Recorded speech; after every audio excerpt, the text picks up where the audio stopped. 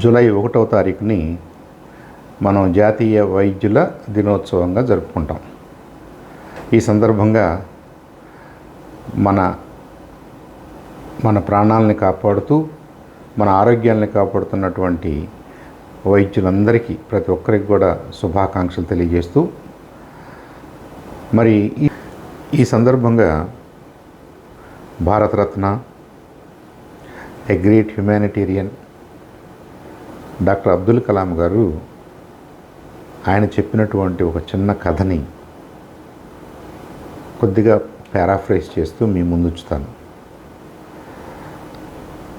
ఆయన భారత రాష్ట్రపతిగా ఉన్నప్పుడు ఆయనకు వచ్చే అనేక రకాలైనటువంటి మెయిల్లో, ఉత్తరాల్లో భాగంగా ఒకరోజు ఒక కార్డు వచ్చిందట. ఒక మిడిల్ క్లాస్, లో మిడిల్ క్లాస్ ఒక చిన్న రైతు దగ్గర నుంచి ఆ కార్డు వచ్చింది ఆయనకి. సందర్భం ఏంటంటే, ఆ రైతు ఆరోగ్యం బాగుండలేదని హాస్పిటల్కి వెళ్తాడు. డాక్టర్ గారు ఈయన పేరు కానీ, ఊరు కానీ, ఇంకోటి కానీ, మాట మంతి ఏమీ లేకుండా, నువ్వు ఇదిగో ఈ 1, 2, 3, 4, 5 టెస్టులు తీసుకుని ఆ రిపోర్ట్ తీసుకొస్తే తర్వాత ఏం చేయాలో నేను చెప్తాను అని వెళ్ళి పంపించేస్తాడు.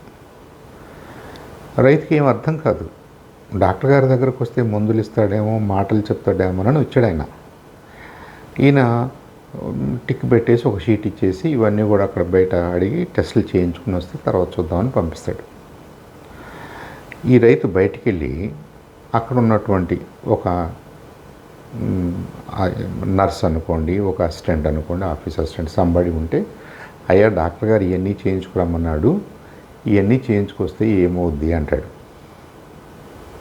పెద్దయినా ఇవన్నీ చేయించుకొస్తే నీకు క్యాన్సర్ ఉందో లేదో తెలుస్తుంది, తెలియకుండా డాక్టర్ గారు ముందు ఇవ్వలేదు కదా అంటాడు. మరి ఎన్ని చేయటానికి ఎంత ఖర్చు అవుద్ది? ఏదో 1000 రూపాయలు, 5000 ఏదో ఒక నంబర్ చెప్తాడు.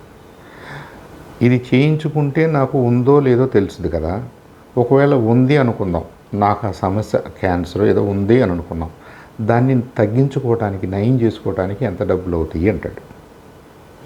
సుమారుగా 1 లక్ష, 2 లక్షలు ఏదో ఇంకొక నంబర్, పెద్ద నంబర్ చెప్తాడు అబ్బాయి. పేషెంట్ వెళ్ళిపోతాడు, ఇంటికి వెళ్ళిపోతాడు. ఇంటికి వెళ్ళిపోయి ఈ ఉత్తరం ప్రెసిడెంట్ ఆఫ్ ఇండియాకి రాస్తాడనమాట, డాక్టర్ అబ్దుల్ కలాం గారికి రాస్తాడనమాట. ఏమని?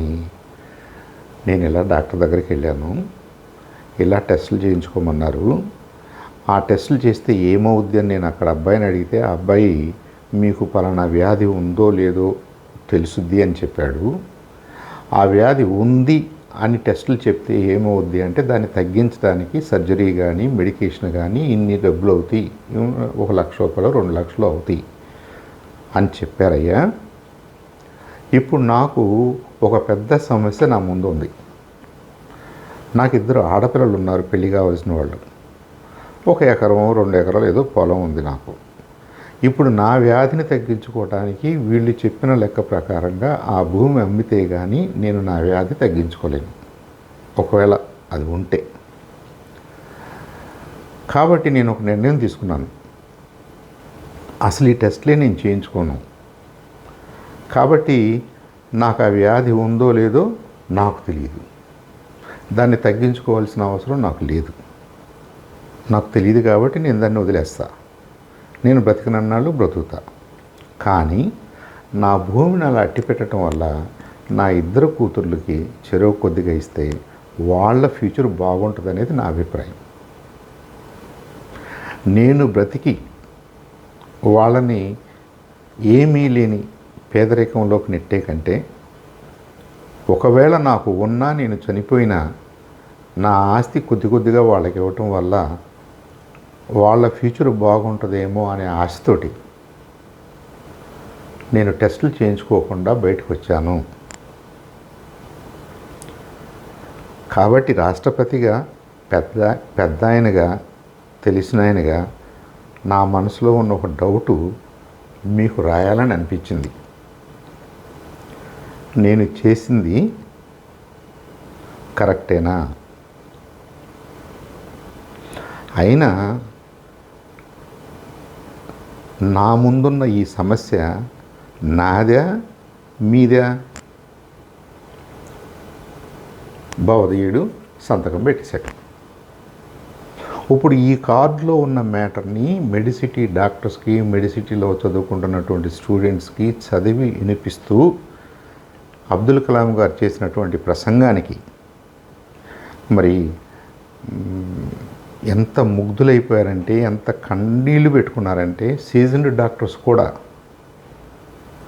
ఆ హాలు మొత్తం అక్కడ ఉన్నటువంటి 500 మందో 1000 మందో ఏడుస్తూ కూర్చున్నారు. నిజంగానే అబ్దుల్ కలాం గారు అర్జున ఈ సమస్య ఎవరిది అని అడుగుతున్నాడు ఆయన. టెస్ట్ చేయించుకుంటే వ్యాధి బయటపడుద్దేమో అని భయపడి, తన పిల్లలు అనాథలవుతారేమోనని భయపడి అసలు టెస్ట్లే వద్దనుకున్న రైతు మంచి పని చేశాడా? లేదు, అలాంటి పరిస్థితుల్లోకి మన వైద్య విధానాలు, మన హాస్పిటల్స్, మన ప్రభుత్వ విధానాలు ఇవన్నీ ఆ రైతుని నెట్టినీయా? ఒకవేళ అది నిజమైతే మరి దానంతటికీ బాధ్యత ప్రెసిడెంట్ ఆఫ్ ఇండియాగా నాది కూడా ఉంది కదా. సో ఆ రైతు అలాంటి డెసిషన్ తీసుకోవటం వెనక దాన్ని రైతు సమస్యగానే మనం చూడలేము, ఒక పేషెంట్ సమస్యగానే మనం చూడలేము, ఒక వృత్తికి సంబంధించినటువంటి సమస్యగా మనం చూడలేము, ఒక వైద్యుడికి సంబంధించినటువంటి సమస్యగా మనం చూడలేము, ఒక హాస్పిటల్కి సంబంధించిన సమస్యగా మనం చూడలేము. ఒక వ్యవస్థకు సంబంధించిన, వ్యవస్థల మధ్యలో నలుగుతున్నటువంటి సామాన్యుడి జీవనానికి, సామాన్యుడు తీసుకునే డెసిషన్స్కి సామాన్యుడి బాధ్యుడా? లేదు సర్వోన్నత స్థానంలో ఉన్నటువంటి ప్రెసిడెంట్ ఆఫ్ ఇండియా బాధ్యుడా? ఎవరు బాధ్యులు? ఐ థింక్ ఆయన ఎక్కడున్నాడో కానీ మహానుభావుడు అబ్దుల్ కలాం గారు ఆ రోజు చెప్పినటువంటి ఆ కథ నా ఉద్దేశం కొన్ని వేల మంది డాక్టర్స్ని డిస్టర్బ్ చేసింది.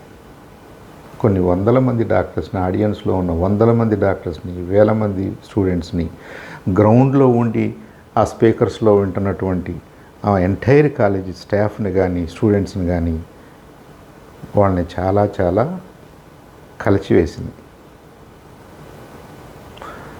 ఐ థింక్ ఆ ఉత్తరం మీద చర్చ జరిగితే అలాంటి పరిస్థితుల్లో ఉన్న మన సొసైటీ అంటే మనమే, ఆ రైతు ఎవరో కాదు, మా ఫాదర్ అయి ఉండొచ్చు, మా బాబాయ్ ఉండొచ్చు, మా మామయ్య ఉండొచ్చు, మీ మామయ్య ఉండొచ్చు, మీ మీ మీ బంధువులు ఎవరైనా అవ్వచ్చు, మీ ఫ్రెండ్స్ ఎవరైనా అవ్వచ్చు. అలాంటి వాళ్ళు అలాంటి డెసిషన్స్ తీసుకుంటున్నప్పుడు నిజంగా మరి మనం పురోగతి చెందుతున్నామా?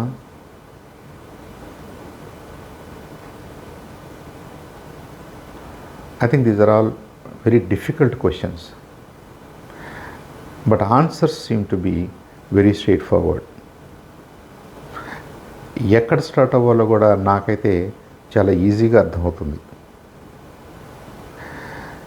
ఇంకొక చివరి మాట, గతంలో డాక్టర్స్ సంఖ్య చాలా తక్కువగా ఉంది, భారతదేశంలో డాక్టర్స్ సంఖ్య పెంచాలి అని జరుగుతున్న వాదన ఆ సమయాల్లో 70s, 80s డాక్టర్స్ పేషెంట్స్ తోటి అంతగా మాట్లాడగలిగేవాళ్ళు, అవసరమైతే పేషెంట్స్ ఇంటికి వెళ్ళగలిగేవాళ్ళు, ఒక ఊరు నుంచి ఒక ఊరు వెళ్ళగలిగేవాళ్ళు. డాక్టర్స్ వెళ్ళి విజిట్స్ చేసేవాళ్ళు పేషెంట్స్ని, ఫ్యామిలీస్ని. మరి అప్పటి నుంచి ఇప్పటివరకు మనం జనాభాతో పాటుగా ఈ డాక్టర్స్ రేషియోని కూడా గణనీయంగానే పెంచగలిగాం గత 30-40 ఇయర్స్లో.